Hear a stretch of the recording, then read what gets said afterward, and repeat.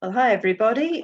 We are coming back to our studies in the book of Ruth, and I'm re-recording this meeting because we had a bit of a technical issue and Zoom crashed partway through. So we're re-recording this one if you're catching up later. So I'm going to try and remember what I said. So we're in studies in the book of Ruth.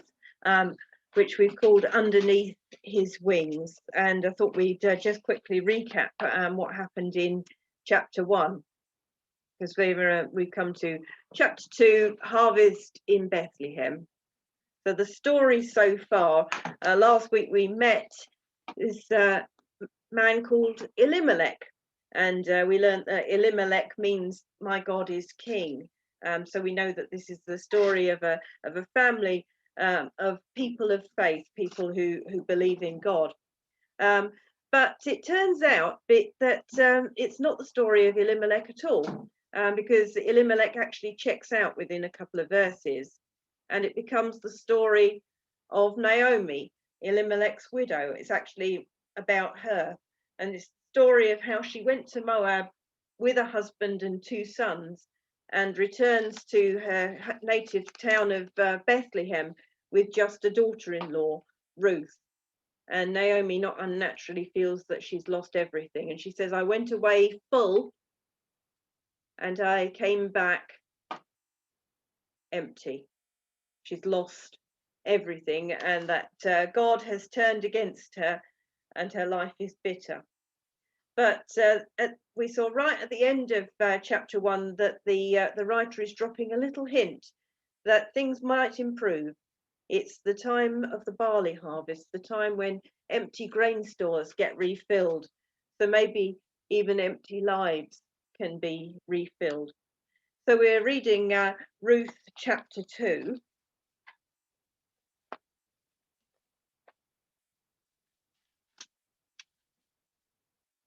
Now, Naomi had a relative on her husband's side from the clan of Elimelech, a man of standing, whose name was Boaz.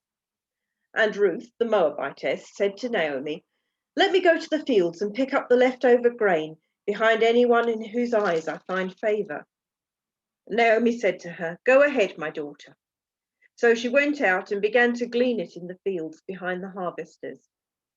And as it turned out, she found herself working in a field belonging to Boaz, who was from the clan of Elimelech. Just then Boaz arrived from Bethlehem and greeted the harvesters. The Lord be with you. The Lord bless you, they called back. And Boaz asked the foreman of his harvesters, whose young woman is that? The foreman replied, she is the Moabitess who came back from Moab with Naomi. And she said, please let me glean and gather among the sheaves behind the harvesters. She went into the field and has worked steadily from morning till now, except for a short rest in the shelter. So Boaz said to Ruth, my daughter, listen to me. Don't go and glean in another field, and don't go away from here. Stay here with my servant girls. Watch the field where the men are harvesting, and follow along after the girls. I have told the men not to touch you. And whenever you are thirsty, go and get a drink from the water jars the men have filled. At this, she bowed down with her face to the ground. She exclaimed, why have I found such favor in your eyes that you notice me, a foreigner? And Boaz replied, I have been told all about what you have done for your mother-in-law since the death of your husband, how you left your father and mother and your homeland and came to live with a people you did not know before. May the Lord repay you for what you have done. May you be richly rewarded by the Lord, the God of Israel, under whose wings you have come to take refuge. May I continue to find favor in your eyes, my Lord, she said. You have given me comfort and have spoken kindly to your servant, though I do not have the standing of one of your servant girls. At mealtime, Boaz said to her, come over here, have some bread and dip it in the wine vinegar. And when she sat down with the harvesters, he offered her some roasted grain. She ate all she wanted and had some left over. And as she got up to glean, Boaz gave orders to his men. Even if she gathers among the sheaves, Don't embarrass her. Rather, pull out some stalks for her from the bundle and leave them for her to pick up, and don't rebuke her." So Ruth gleaned in the field until evening, and then she threshed the barley she had gathered, and it amounted to about an ephah. And she carried it back to town. And her mother-in-law saw how much she had gathered. Ruth also brought out and gave her what she had left over after she had eaten enough. And her mother-in-law asked her, "Where did you glean today?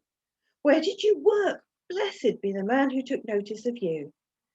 Then Ruth told her mother-in-law about the one at whose place she had been working. "The name of the man I worked with today is Boaz," she said. "The Lord bless him," Naomi said to her daughter-in-law. "He has not stopped showing his kindness to the living and the dead." She added, "That man is our close relative. He is one of our kinsman redeemers." Then Ruth the Moabitess said, "He even said to me, 'Stay with my workers until they finish harvesting all my grain.'" Naomi said to Ruth, her daughter-in-law, "It will be good for you, my daughter, to go with his girls, because in someone else's field you might be harmed." So Ruth stayed close to the servant girls of Boaz to glean until the barley and wheat harvests were finished, and she lived with her mother-in-law.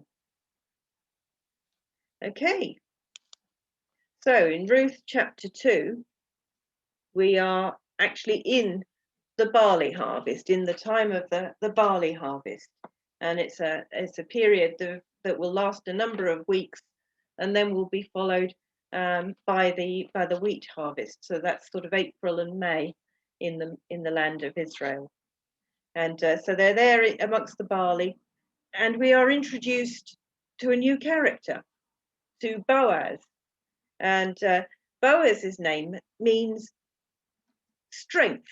It's actually a word that's used in the Old Testament. One of the pillars in the temple, in Solomon's temple, was named strength, was named Boaz. So it conveys an idea of strength and stability and help. And so this man Boaz, we're told two key things about him: that he's a man of standing, and that he's a relative of Elimelech. So what that is telling us, or would have been telling the original readers, is, could this man be a kinsman redeemer?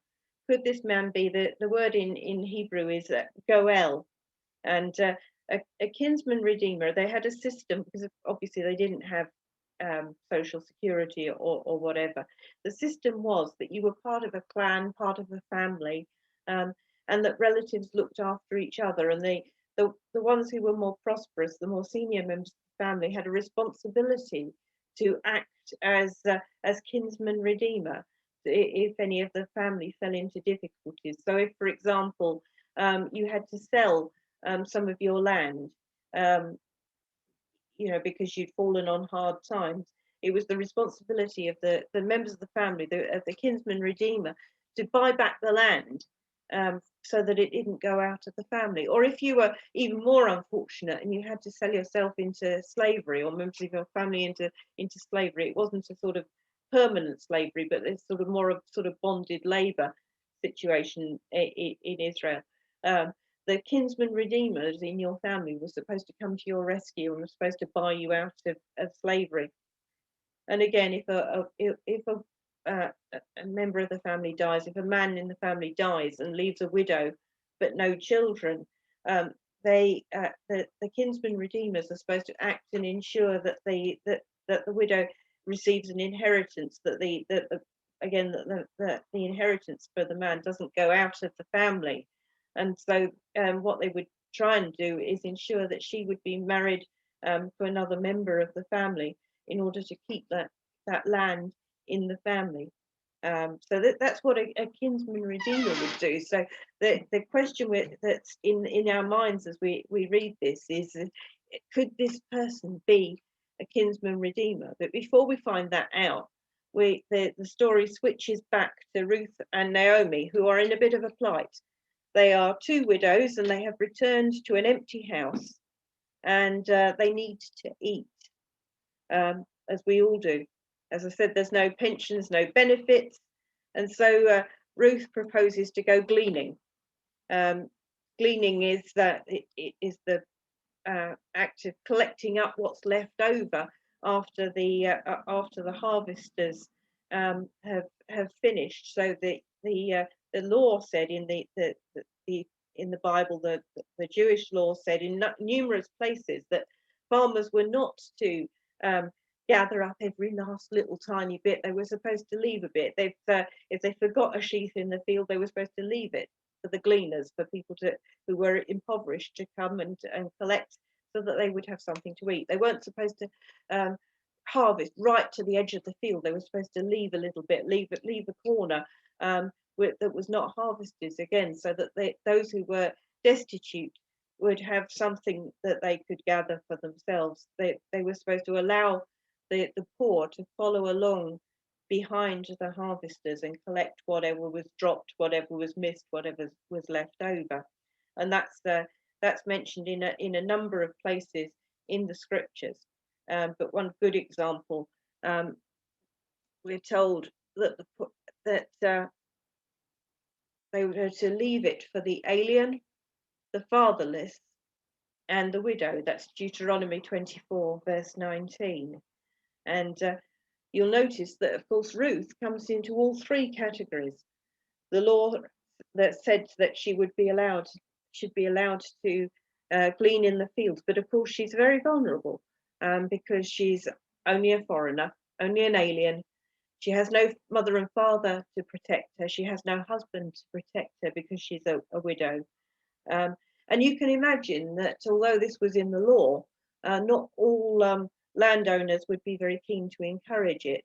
They wouldn't want the poor to collect up too much. They would want to get as much as they could for themselves, and maybe the harvesters would get a bit annoyed and a bit hostile to the gleaners, particularly if they got too close.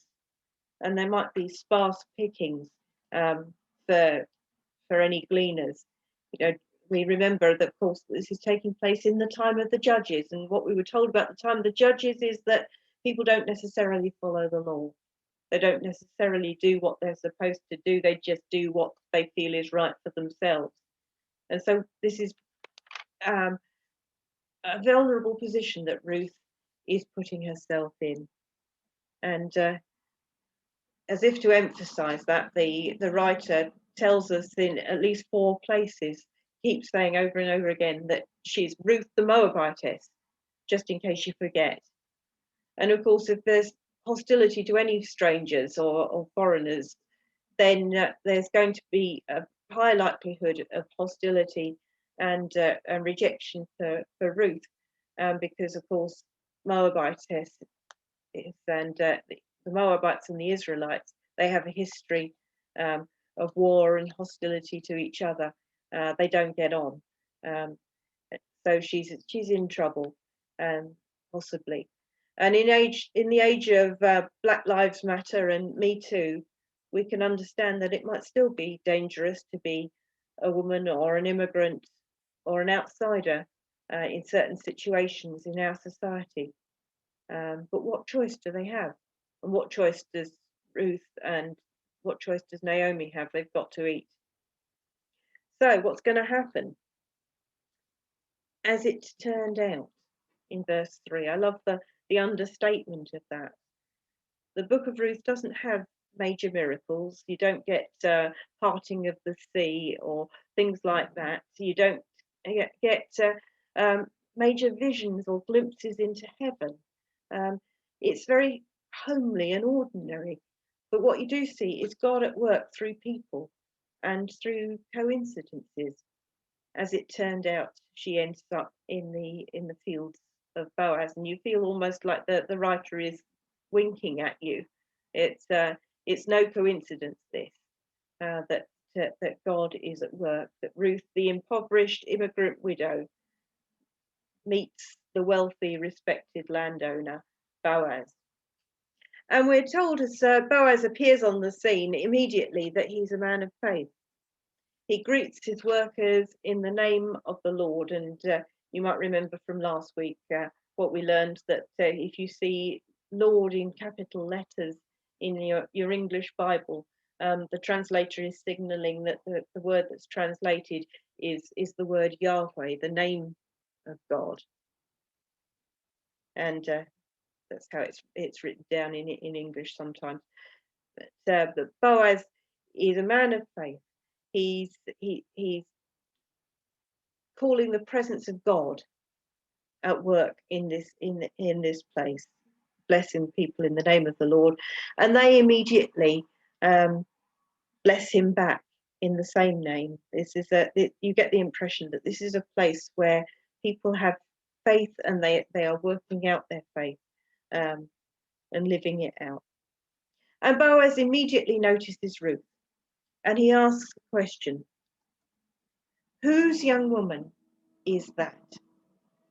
And what he's saying is not whose slave is she, not sort of denying her personality or her agency. What he's saying is, who does she belong to? What family does she come from? What's her connections? What's her tribe? What's her clan? Because you remember again from last week, we learned how very important in this culture it is to be part of a family, part of a group, to belong. And so his question is not who is she, but who does she belong to? Whose responsibility is she? And to the foreman, he says, oh, well, she's just the Moabitess. She doesn't belong to anyone. She's just a foreigner. She's an outsider. Although he does note that she's a good worker. You often hear that about immigrants, don't you? Oh, he's just an immigrant, but boy, he's a hard worker. Well, Boaz is not having any of that. He calls Ruth my daughter. She's not a nobody to him. She's family. And he offers her practical help and kindness and protection. And you get the impression that this is a very safe workspace, that this is a good place to work, that people will be glad to work for Boaz. They greet him cheerfully because he's a good boss. And we see how that works out. Boaz, he discreetly arranges additional help for her. He tells the harvesters to drop a bit extra on purpose for Ruth. But he also protects her dignity in a couple of different ways. He protects her dignity by saying, don't embarrass her, don't call her out.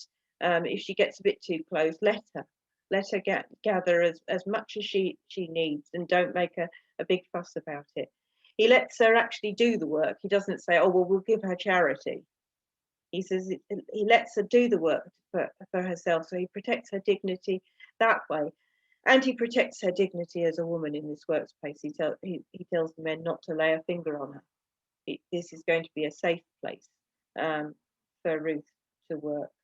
And so it's not just the practical help that he gives, but he also the way that he protects her dignity. And Boaz recognizes Ruth's kindness to Naomi and prays a blessing over her. May the Lord repay you for what you have done. May you be richly rewarded by the Lord, the God of Israel, under whose wings you have come to take refuge. And that's in some ways, I think that's the key verse in the whole book. That's why we chose that the title for these studies is about under his wings. That Ruth, as we remember in chapter 1, has made a deliberate decision to come and worship Naomi's God. And by coming to Israel, she has come under the protection of God, under his wings.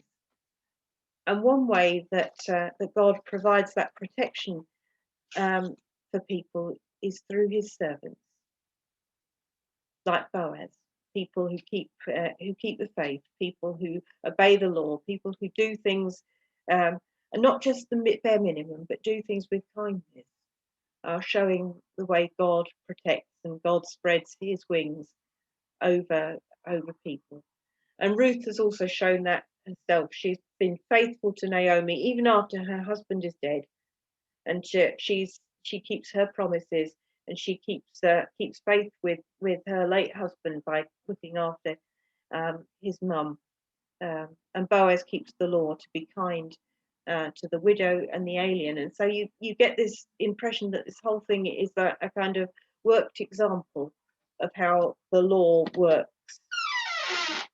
So Ruth returns to Naomi with her harvest gleanings, and that empty food store is actually becoming full again.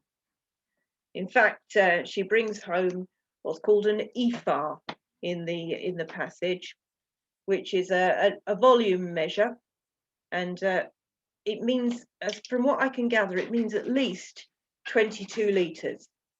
So that's quite a sackful of grain, and obviously from Naomi's reaction, we know immediately that this is far more than you would normally expect to glean when people are just letting you pick up the scraps that they've missed. So she knows, and the question she asks immediately is, who helped you? Someone must have helped. And that raises the question, do they perhaps have a kinsman redeemer after all? Now, one last note though, we've been talking a lot about protection for Ruth, and I think sometimes people sell the story of the book of Ruth as if it's a kind of a romance in our tradition, you know, the love story. Their eyes met across a crowded barley field, and it's not quite like that. It's not quite that kind of love story. It's the story of God's love and people's love for each other, certainly, and it's a story of protection. But it doesn't mean that Ruth is like a kind of Disney princess who can't get her feet dirty or her hands dirty. She is someone who is not frail or weak at all. She's made of tough stuff, this woman. She's spent all day gleaning in the hot sun. And then at the end of the day, she has threshed the wheat. That means sort of knocked 7 bells out of it in order to get the grain away from the chaff, and then thrown it in the air, winnowed it so that the chaff blows away. And then she's picked up this enormous sack, transported it into town, and still remembered to save some of her lunch for Naomi. And I reckon she must have slept well that night. So this is not the story of a weak, frail, vulnerable woman who is rescued by a heroic male. It's the story of people rescuing each other and spreading the care of God over each other. So next week we're going to be talking about a proposal, and we'll see what happens next.